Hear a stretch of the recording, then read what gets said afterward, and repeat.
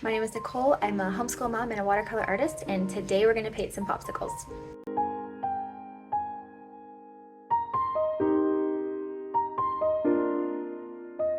Okay, so the first thing I did was I started by dividing my paper into 9 spaces so I would have kind of a guide for where I wanted my popsicles. And that took a hot minute because the paper was 5 by 7 and I'm an artist, not a mathematician. But I finally figured it out and I divided my paper. And then I sketched my popsicles. I tried to do various shapes and widths, and one of them has a bite mark out of it just to kind of, change it up a little bit.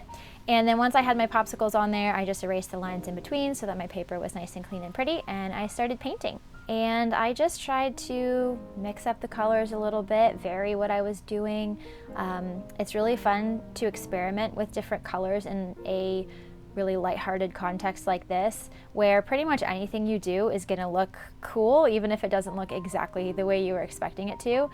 This would also be a really great way to practice painting on different papers. So cold pressed versus hot pressed is going to be they're going to give you very different results, and it's going to feel a lot different to paint on them. The colors do different things. So I just painted these different colors, tried to make them look really pretty. I loved the way the colors blended on this rainbow popsicle, which was reminiscent of Johnny Pops. My kids and I have had so many of these rainbow Johnny Pops this summer.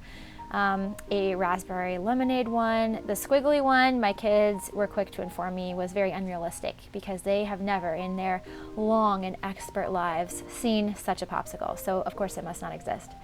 This blue and yellow one did not turn out at all like I wanted, and it felt totally ruined when I first painted it. But then as it dried, it actually kind of looked not so bad. So that was just another little tip too, is to not give up, because often it will look okay in the end. Then I just added a darker line to a few of them, that sort of, I don't even know what it is, but that dark line that goes down a popsicle. Just using the colors of the popsicle to kind of create that. This one I wanted to add a little bit more red too, to kind of give it a mottled, maybe strawberries and cream look.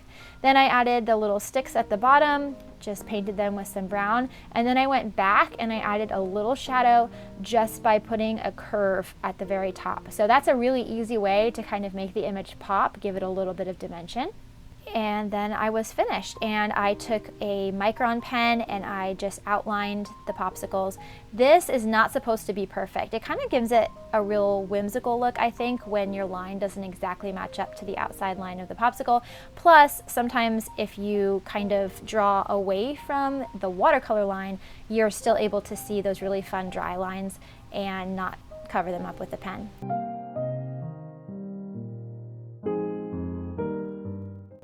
So then I was done.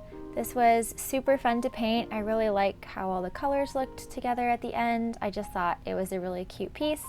Let me know in the comments if there are any other items or things you would like me to paint like this.